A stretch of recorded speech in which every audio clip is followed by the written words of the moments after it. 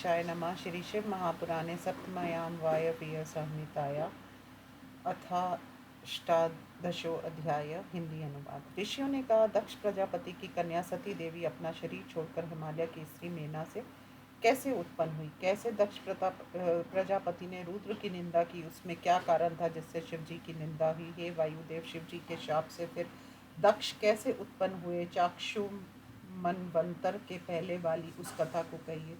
वायुदेव ने कहा, आप सब सुनिए, मैं शूद्रचित दक्ष की कथा कहूँगा। उसने अपने पाप प्रमाद से सभी देवताओं को दूषित किया। पहले देवता असुर सिद्ध महर्षि किसी समय शिव जी को देखने के लिए हिमालय की चोटी पर गए। उस समय शिव पार्वती दिव्य आसन पर विराजमान थे। हे ब्राह्मणों, उन्होंने देवता आदि को दर्शन दिए। उसी समय देवताओं के साथ दक्ष प्रजापति भी अपनी कन्या सती तथा जमाता शिव जी को देखने के लिए वहां गए। तब देवी के यहाँ दक्ष के आने के कारण तथा शिव जी ने अपने गौरव के कारण किसी देवता से बातचीत नहीं की। तब उस दक्ष ने शिव और सती के परम भाव को ना जानकर शिव के कारण सती से भी वैर कर लिया। भाग्य से प्रेरित दक्ष ने उसी वैर के कारण अपने यज्ञ में शिव को नहीं बुलाया। दूसरे सभी जमाताओं को बुलाकर उनका पर्याप्त सत्कार अलग अलग से किया। नारद द्वारा उनके आने के समाचार को सुनकर शिव जी से आज्ञा लेकर सती अपने पिता के घर गई। तब चारों ओर से समीप आए हुए विमान को देख, जो समी लक्षणों से युक्त, सुख से चढ़ने योग्य तथा मनोहर था। तब ताए हुए सोने के सदृश अनेक रतन जटित उसके चंदोवा में मणि लगे थे और मालाओं से सुशोभित था। तपाए हुए सोने की कुटियों से युक्त सैकड़ों रतन स्तंभों से व्याप्त हीरे के सीढ़ियां और जिसमें मूंगा के स्तंभ तोरण लगे थे। फूल बिछे हुए रत्नों के आसन बिछे हैं। हीरे की जालियां और मणि के फर्श बने हैं। मणि दंड से मनोहर नंदी के लक्षण वाला और जिसके आगे का भाग मेघ सदृश शुभ्र ध्वजा से सुशोभित था। रतन जटित कंचुकी से जिसके अंग ढके हैं। चित्र विचित्र छड़ियां हाथ में लिए गणेश्वरों से युक्त मृदंग ताल गीत वेणु आदि को बजाने में कुशल अनेक वेशभाषा वाली स्त्रियां से घिरे हुए इस विमान पर महादेवी अपनी सखियों के साथ चढ़ी। हीरे के दंड से मनोहर उसके चंवर थे। दो रुद्र कन्याएं चंवर डुलाने लगी। उस समय जानवरों के बीच में देवी का मुख चमकने लगा, जैसे दो हंस लड़ रहे हो। उनके बीच में कमल हो। सुमालिनी ने उनके ऊपर छत्र धारण किया। मोतियों की झाल से युक्त उस छत्र को उसने प्रेम से धारण किया। वह उज्जवल छत्र देवी के ऊपर शोभित हुआ, जैसे अमृत पात्र के ऊपर चंद्रमा शोभित होता है। इनके आगे मंद हास्य करती हुई शुभावती खड़ी थी। वह पांसा जुआ खिलाकर सती का मनोविनोद कर रही थी। सुयशा देवी की रतन जटित सुंदर पादुका को लेकर अपनी छाती में लगाकर देवी की सेवा करने लगी। दूसरी सुंदरी ने सुंदर शीशा हाथ में लिया। एक ताड़ का पंखा, दूसरी ने पान का डिब्बा ले लिया। किसी ने क्रीड़ा शुक खिलौना हाथ में ले लिया। किसी ने मनोहर सुगंधित फूल ले लिया। किसी ने आभूषण का पात्र उठा लिया। किसी ने आलेप टाइलेट, किसी ने अंजन। दूसरी सखियों ने तत्कालोचित कार्य किए। वे सब महादेवी की चारों ओर से सेवा करने लगी। तब परमेश्वरी उनके बीच में अत्यंत शोभित हुई, जैसे तारों के समूह में शरद ऋतु की चंद्रलेखा शुभ शोभित होती है। फिर शंखनाद के बाद प्रस्थान कालीन नगाड़ा बजने लगा। फिर मधुर वाद्य बजने लगा। फिर बन्ना बजाए ही काहल नामक सैकड़ों वाद्य शिवजी के समान तेजस्वी आयुधधारी गणों के बजने लगे। 1800 गण बैलों पर बैठकर आगे चले। उनके बीच में वे उस प्रकार गए जैसे कार्तिक के हाथी पर बैठे हैं। सोम नंदीश्वर से पूजित गणपति चले। तब आकाश से श्रवण सुखद देवताओं के नगाड़े बजने लगे और बादल गरजने लगे। मुनिजन नाचने लगे और सिद्ध योगी प्रसन्न हुए। बादल वितान के ऊपर फूल बरसाने लगे। जब देवगणों के साथ क्षण भर में महेश्वरी अपने पिता के घर पहुंच गई, उसे देखते ही अपने विनाश के लिए क्रोध किया।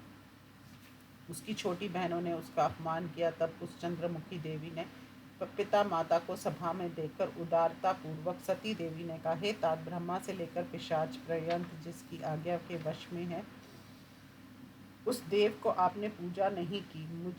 मुझ बड़ी पुत्री की क्या ऐसी ही पूजा होनी चाहिए? सत्कार करने योग्यों का अपमान कर आपने नीच कार्य किया है। कुपित होकर दक्ष ने इसे कहा, तुझसे पूज्य विशिष्ट मेरी कन्याएं हैं।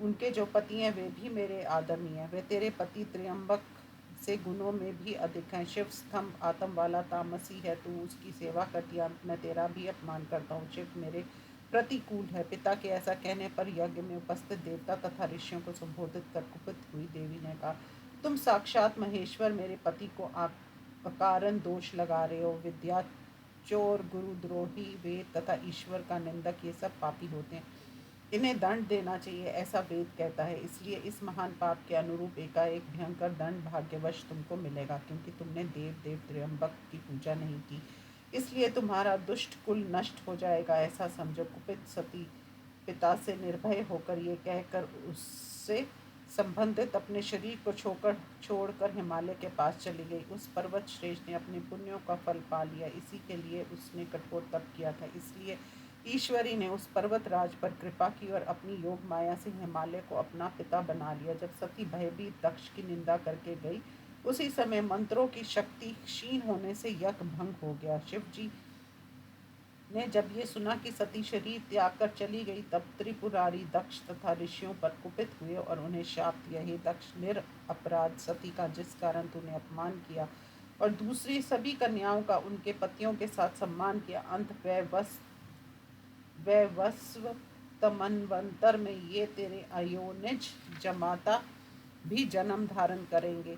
चाक्षु मनवंतर में हे दक्ष तू मनुष्यों का राजा होगा, तब तू प्रचेता का पुत्र और प्राचीन बर्हिष का पौत्र होगा। हे दुर्बुद्धि, मैं भी तुम्हें धर्म अर्थ काम युक्त कार्यों में बार बार विघ्न करूंगा। अत्यंत तेजस्वी रुद्र के ऐसा कहने पर दक्ष स्वयंभुव शरीर को छोड़कर दुखी होकर भूमि पर गिर गया। फिर चाक्षुष मनवंतर में दक्ष प्रचेता के पुत्र और प्राचीन ब्रह्म ऋषि के पौत्र रूप में पैदा हुए। वे भृगु आदि ऋषि भी वत मनवंतर में ब्रह्मा योग में वरुण होकर पैदा हुए। दुरात्मा तब दक्ष के धर्मार्थ यज्ञ में वैवस्वत मनवंतर में शिवजी ने विघ्न किया। इस प्रकार श्री शिव महापुराण में सती देह त्याग वर्णन नामक 18वां अध्याय समाप्त। अथे कौनविंशो अध्याय। ऋषियों ने कहा, धर्म कार्य के लिए प्रवृत्त दुरात्मा दक्ष के कार्य में शिवजी ने क्यों विघ्न किया, मैं ये जानना चाहता हूँ। वायुदेव ने कहा, संपूर्ण संसार की माता उस देवी के तपोबल द्वारा अपने घर में आने के कारण हिमालय प्रसन्न थे। उनके साथ जब शिवजी का विवाह हो गया, तब वे पार्वती के साथ हिमालय पर जाकर विहार करने लगे। इस प्रकार बहुत समय बीत गया। व्यवस्था मनवंतर के आने पर प्रचेता के पुत्र दक्ष ने अश्वमेघ मेध यज्ञ करना चाहा। तब जब वह हिमालय के पीछे के भाग में जहाँ गंगा द्वार है वहाँ यज्ञ करने लगा, तब उनके यज्ञ में इंद्र आदि सभी देवता जाने की सोचने लगे। 12 आदित्य, अष्ट वसु, एकादश रुद्र, साध्यगण, मरुदगण, उष्मप, सोमप, अजयमप, धूमप, अश्वनी कुमार, पितर, महर्षि विष्णु सहित सब यज्ञ भाग लेने को आए। जब शिव जी के बिना सभी देवता आ गए, तब दधीची ने कुपित होकर दक्ष से कहा। दधीची ने कहा, अपूज्यों की पूजा से और पूज्यों का पूजन न करने से मनुष्य निस्संदेह महापाप का भागी होता है। जहाँ अस्त पुरुषों का सम्मान और सत्पुरुषों का अपमान होता है, वहाँ शीघ्र ही ईश्वर की ओर से कठोर दंड मिलता है। इतना कहकर उस ब्रह्मा ऋषि ने फिर दक्ष से कहा, पूज्य पशुपति की तुम पूजा क्यों नहीं करते हो। दक्ष ने कहा, मेरे यहाँ जटाजूट तथा शूलधारी 11 रुद्र हैं, इनके अतिरिक्त मैं महेश्वर को नहीं जानता। दधीची ने कहा, इस यज्ञ में और देवताओं की पूजा करने से क्या लाभ, जब तुम यज्ञ के स्वामी रुद्र की पूजा नहीं कर रहे हो। ब्रह्मा विष्णु महेशों की जिन अविनाशी प्रभु ने सृष्टि किया, ब्रह्मा से लेकर पिशाच तक प्राणी जिनके दास हैं, जो प्रकृति पुरुष से परे हों, जिनका ध्यान योगी ऋषि तथा तत्वदर्शी करते हैं, जो अक्षर पर ब्रह्मा सत असत स्वरूप है, जो अनादि मध्य निधन तर्क रहित सता तथा सनातन है, जो सृष्टिकर्ता पाल्यता संहार करता महेश्वर है, उनके अतिरिक्त मैं इस यज्ञ में किसी को नहीं देखता हूँ।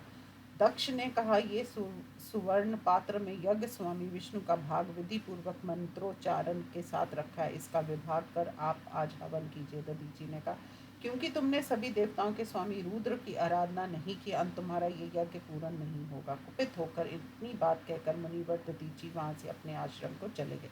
मुनि के चले जाने पर भी होने वाले अनर्थ को समझते हुए देवताओं ने दक्ष को नहीं छोड़ा। हे ब्राह्मणों, इसी समय ईश्वर से सब घटना जानकर दक्ष के यज्ञ को जलाने के लिए पार्वती ने शिवजी से कहा। देवी द्वारा प्रेरित महादेव जी ने दक्ष यज्ञ का नाश करने के लिए गणाधिप वीरभद्र को पैदा किया। उनके 1000 नेत्र थे, 1000 मुद्गर तथा बाण धारण किए हुए शूल, टंक, गदा, धनुष, चक्र, वज्र और सिर पर चंद्रमा धारण किए हुए, हाथ में चमकता हुआ वज्र, बिजली से प्रकाशित सिर, भयंकर दाढ़ों वाला, महान मुख और पेट वाले, बिजली जैसी जीभ, लंबे होंठ, मेघ और समुद्र के समान शब्द वाले, रक्त स्राव युक्त बागंबर ओढ़े हुए, दोनों कपोलों से सटा हुआ गोल कुंडल धारण किए हुए, देवताओं की मुंडमाला से शोभित सिर, मुख मुकुट तथा बाजूबंद धारण किए हुए, रत्नों से प्रकाशित, लंबी हारों से सुशोभित, वक्ष प्रदेश वाले, शरभ शार्दूल सिंह के समान पराक्रम वाले, मद मस्त हाथी के समान गति वाले, शंख चंवर कुंद मृंद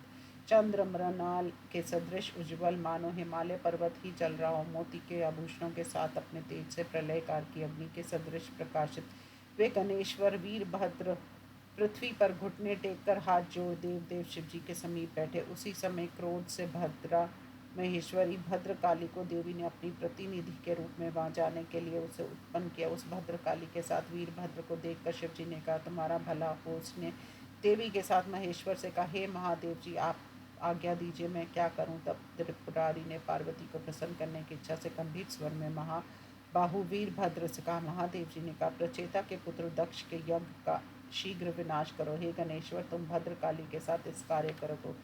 हे गणेशान, मैं भी पार्वती के साथ रैम्य ऋषि के आश्रम के पास रहकर तुम्हारे साहस युक्त पराक्रम को देखूंगा। गंगा के द्वार के पास जो पेड़ है वह सोने के पहाड़ तथा सुमेरु पर्वत के समान है। वहीं इस समय दक्ष का यज्ञ हो रहा है। शीघ्र जाकर उस यज्ञ को नष्ट करो, देर मत करो। इतना कहने पर पार्वती वीरभद्र तथा भद्रकाली को वैसे देखने लगी जैसे गाय अपने बिछोड़े को देखती है। कार्तिकेय की भांति उसे आलिंगन कर तथा उसका माथा सूंघकर मुस्कुरा कर मीठी बातें कहने लगी। देवी ने कहा, हे पुत्र वीरभद्र, महाभाग महाबाली पराक्रमी, तुम मुझे प्रसन्न करने के लिए उत्पन्न हुए हो।